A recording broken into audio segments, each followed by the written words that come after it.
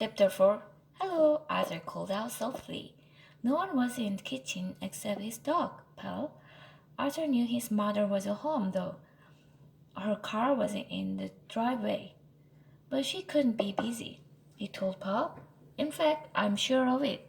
She could be working or helping DW or taking care of baby Kate. I don't want to disturb her. Pal barked. Are you hungry? Said Arthur. Paul wagged his tail. Arthur put down his backpack on the counter. One corner of Mr. Henny's envelope was sticking out of the flap. Then he began rinsing out Paul's food dish. Mr. Henny told me the envelope was for Mom, Arthur explained to Pal, but he didn't say what was in it. Pal barked. No, said Arthur, I can eat the envelope. Pal begged again. No, I can bury it in the backyard either.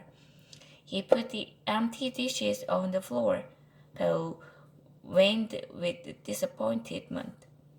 All my friends think the news must be bad, Arthur went on. Pal continued to whine. Francine thinks I failed Mr. Rappon's history test. She says I'll have to go to summer school. Arthur made a face. Paul jumped up and down at his side. Arthur fetched the dog food from the pantry. Maybe I'll just leave it out and not say anything, Mr. Henny said. I should bring it home to her. He didn't say I actually had to give it to her. Maybe she won't even notice it. Arthur laid the dish on the table, then opened his backpack. He removed the envelope carefully and put it on the table.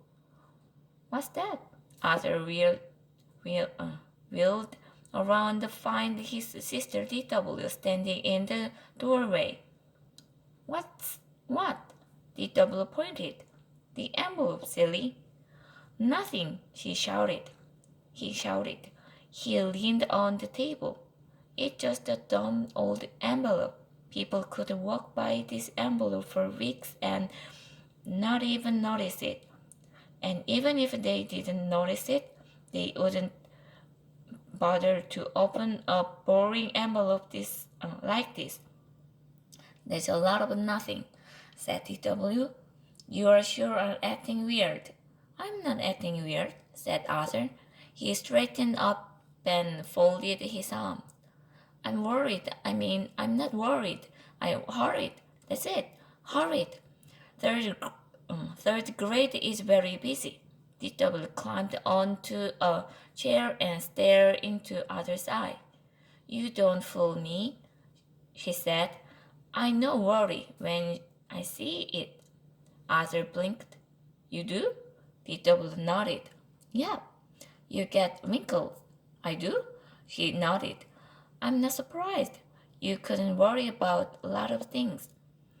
Like maybe someday you'll be too old for birthday present. Or maybe you think there really is a boogeyman and he just waiting for the first night you forget to check under your bed. Other side. Those are regular worries. Everyday worries. I can handle those. DW gave him a careful look. You mean there's more? Come on, spill the beans. All right, said Arthur. The principal just gave me this envelope for Mom. That's all. Now leave me alone. But DW wasn't finished yet. She took a look at the envelope. What are these words? She asked. Which words? These big words on the front. Private and confidential. DW frowned. I know private. What does confidential means? Other side. That only Mom can look at it. DW's eyes opened wide. She got down from the chair and skipped toward the hall, singing.